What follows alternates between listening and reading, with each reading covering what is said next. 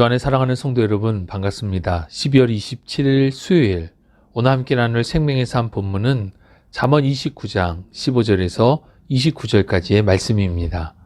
본문의 말씀을 봉독하겠습니다. 채찍과 꾸지람이 지혜를 주거늘 임의로 행하게 버려둔 자식은 어미를 욕되게 하느니라. 악인이 많아지면 죄도 많아지나니 의인은 그들의 망함을 보리라. 내 자식을 징계하라. 그리하면 그가 너를 평안하게 하겠고 또 내 마음에 기쁨을 주리라. 묵시가 없으면 백성이 방자히 행하거니와 율법을 지키는 자는 복이 있느니라. 종은 말로만 하면 고치지 아니하나니 이는 그가 알고도 따르지 아니함이니라. 내가 말이 조급한 사람을 보느냐 그보다 미련한 자에게 오히려 희망이 있느니라. 종을 어렸을 때부터 곱게 양육하면 그가 나중에는 자식인 채 하리라. 노하는 자는 다툼을 일으키고 성내는 자는 범죄함이 많으니라. 사람이 교만하면 낮아지게 되겠고 마음이 겸손하면 영예를 얻으리라. 도둑과 짝하는 자는 자기의 영혼을 미워하는 자라. 그는 저주를 들어도 진술하지 아니하느니라. 사람을 두려워하면 올무에 걸리게 되거니와 여호와를 의지하는 자는 안전하리라. 주권자에게 은혜를 구하는 자가 많으나 사람의 일의 작정은 여호와께로 말미암느니라. 불의한 자는 의인에게 미움을 받고 바르게 행하는 자는 악인에게 미움을 받느니라. 아멘. 인생을 살아가는 데 있어서 어떠한 기준을 가지고 살아가느냐는 매우 중요합니다. 간단히 예를 들면 저를 바라보는 80대 이상의 어르신들은 아이고 아직도 젊고 팔팔한 나이구만 뭐든지 하겠어 라고 말씀하실 것입니다. 그런데 어린 아이들에게 있어서 저는 그저 나이 많은 아저씨가 되고 맙니다. 기준의 중요성과 관련하여 설명하자면 끝이 없을 것입니다. 대마초와 같은 마약을 유통하거나 흡입하는 것은 우리나라에서는 엄격하게 금하고 있는 위법 행위입니다. 그러나 태국과 같은 나라에서는 대마초를 제조, 유통, 판매, 흡입하는 것이 모두 합법적인 행위입니다. 실제로 태국의 편의점에서는 대마 성분이 함유된 물, 음료, 과자, 크림 등이 진열되어져 있기에 주의가 필요하다라고 합니다. 자신도 모르게 대마를 섭취하며 중독될 위험이 있다는 것입니다. 오늘 본문의 말씀을 이렇듯 기준의 관점에서 함께 살펴보고자 합니다. 먼저 본문 15절로 20절은 자녀를 어떤 기준을 가지고 교육시킬 것인가 하는 내용이라 할 수 있습니다. 15절 말씀을 보면 자녀를 교육하는 방법을 크게 두 가지로 분류하였습니다. 자녀들이 잘못했을 때 따끔하게 혼을 낼 것인가 아니면 자녀들의 선택을 존중하여 그대로 둘 것인가 하는 부분입니다. 자녀들이 잘못했을 때 채찍과 꾸지람은 그때 당시에는 혼을 내는 부모나 또 질책을 받는 자녀 모두 서로 마음이 불편하고 아플 수 있습니다. 하지만 결과적으로 이러한 과정을 통해 자녀들이 올바른 방향으로 나아가는 지혜를 얻게 될 것입니다. 만일 자녀들이 잘못했을 때 그것을 그대로 두게 되면 본문은 이것은 마치 자녀를 방치하는 것과 다르지 않다라고 말씀합니다. 그리고 그 결과는 부모마저도 욕되게 하는 상황을 마주하게 될 것임을 알려줍니다. 이어지는 16절은 이렇듯 방임을 통해 잘못을 잘못으로 알지 못하는 이들이 늘어나게 되면 죄는 더욱 많아지게 되고 이 죄의 결과는 반드시 멸망으로 연결될 것이라는 말씀입니다. 17절은 앞선 15절을 다시 한 번 더 강조하며 자신의 잘못에 대하여 자식의 잘못에 대하여 반드시 징계하라 말씀합니다. 사춘기 자녀를 훈계하며 혼내는 것을 좋아할 부모는 없을 것입니다. 예민한 시기, 또 예민하게 반응하기에 감정이 서로 상할 수 있기 때문입니다. 그러나 그러한 불편함을 감수하더라도 당장의 불편함보다 중요한 것은 성장하는 자녀들에게 바른 것을 알려주는 것이라 강조합니다. 자녀의 잘못을 징계하여 교육하면 장차 자녀로 인한 근심은 없을 것이고 또 자녀들이 잘 성장하여 이 땅에서 잘 되는 것을 보게 될 것이라 말씀해주고 있습니다. 18절은 그렇다면 자녀를 어떠한 기준으로 교육할 것인가 하는 부분입니다.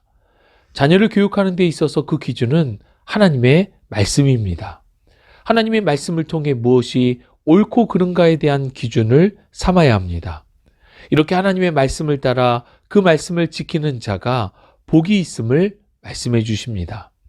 그런데 하나님의 말씀을 기준으로 삼아야 한다는 것을 아는 것으로만 그쳐서는 안 됩니다.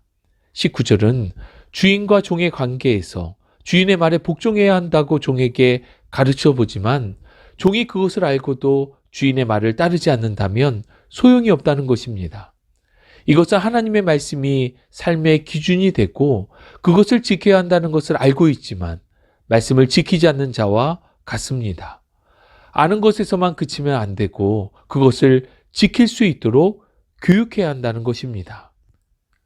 그래서 예수님께서는 마태복음 28장 20절에 제자들을 향한 마지막 당부에서 이렇게 말씀하셨습니다.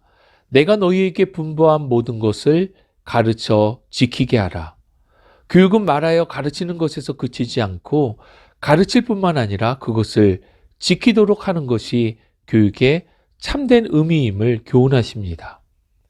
이어지는 본문 20절은 말이 조급한 사람, 즉 말이 앞서는 사람이 되어서는 안 됨을 강조합니다.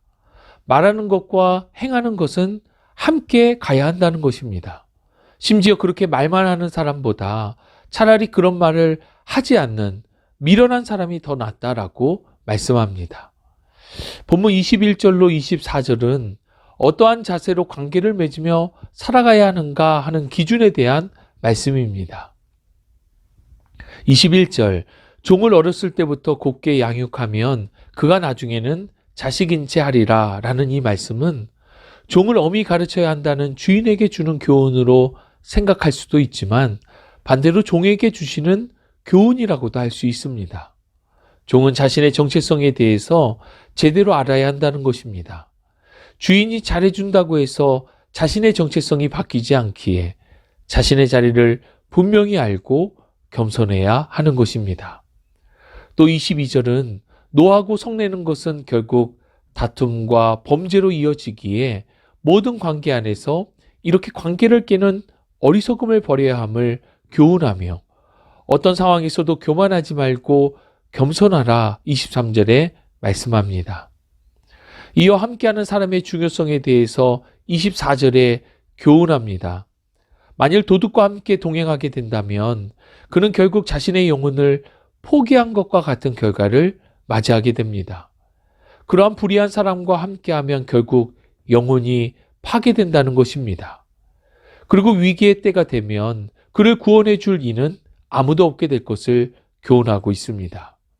이것을 우리가 만나고 교제하는 사람은 서로의 영혼에 유익을 주는 동행이 되어야 함에 대한 교훈인 것입니다. 마지막으로 25절과 26절은 누가 내 삶의 주인인가 하는 기준에 대한 말씀입니다. 사람을 두려워하는 마음을 가지고 그 사람이 내 인생의 기준이 된다면 결국은 이것이 올무가 될 것입니다. 사람은 완전한 존재일 수 없고 또 기준이 될 수도 없습니다. 여러분, 교회를 열심히 다니다가 교회를 떠난 사람들 대부분은 하나님이 아니라 사람들에 대하여 실망하며 떠나기 때문입니다.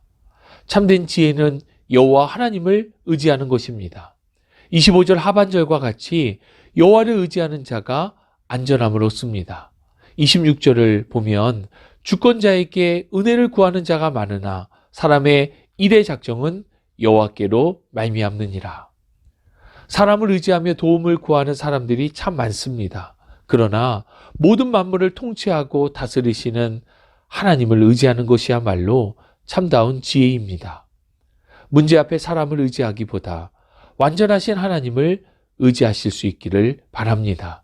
하나님의 은혜를 구할 때 하나님께서 가장 좋은 것으로 예비하시고 의지하는 자에게 안전함을 주시는 우리 아버지 하나님이심을 기억하실 수 있기를 바랍니다.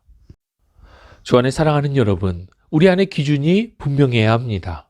지금 이 세상을 살아간다고 해서 세상의 기준을 따라 살아가서는 안 될 것입니다. 우리의 기준은 세상 모든 만물을 창조하시고 다스리시는 하나님의 말씀이 기준이 되어야 합니다. 이렇게 말씀 안에서 자녀를 교육하고 말씀이 주시는 지혜를 따라서 우리 삶의 태도를 온유하고 겸손하게 가져가야 합니다. 또 세상과 사람을 의지하지 않고 이 모두를 창조하고 다스리시는 하나님을 의지해야 합니다. 하나님께서 주신 기준 안에서 참된 자유와 만족, 은혜를 경험하는 지혜자가 되시기를 주님의 이름으로 축복합니다. 모두 우주 만물을 창조하시고 다스리시는 만유의 주 하나님 감사합니다. 하나님의 질서 안에서 우리에게 생명을 주셨고 또 말씀을 주셨습니다. 주신 약속의 말씀을 늘 붙들고 말씀이 우리의 삶의 실제가 되기를 소원합니다. 아는 것으로 그치지 않고 아는 믿음이 고백되어지고 또 살아내는 믿음으로 이어지도록 우리를 주의 은혜 안에 붙드시고 인도하여 주옵소서. 함께 하심을 믿고 감사드리며 우리 구주 예수 그리스도의 이름으로 기도합니다. 아멘.